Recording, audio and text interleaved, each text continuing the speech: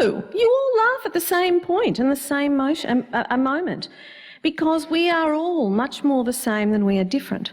I tell my students, if it amuses you, it will probably amuse someone else. If it moves you, it will probably move someone else. If it bores the living crap out of you, it's probably likely to bore the living crap out of anyone else. Isn't that what an artist uses? Themselves and their own kind of reaction to things? And really good artists do that with such integrity and such inspiration that we all respond as they respond. Really good advertising creative people are very much the same. That's what they use. And they tend to ignore all that kind of intellectual folderol. They sit through the meetings because they get into trouble if they didn't. But if they're any good at what they do, they ignore it. So I think the thing about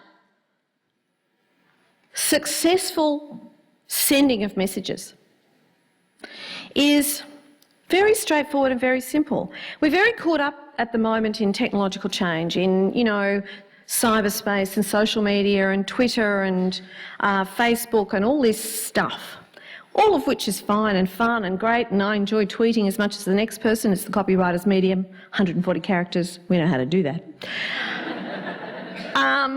I don't do Facebook, though. It's far too much of a commitment. That's all fine, but nothing about the stuff that gets retweeted, the stuff that ends up trending, is any different from the things that people responded to 100 years ago, 200 years ago, 500 years ago. I keep going around and saying to people, don't get distracted by the bright, shiny objects. Stay true to what has always worked in terms of communication and actually getting in contact with other human beings. Stay true to that. And I'll give you a couple of instances on how to do this. One is it's just a simple little, and we love them in advertising, mnemonic.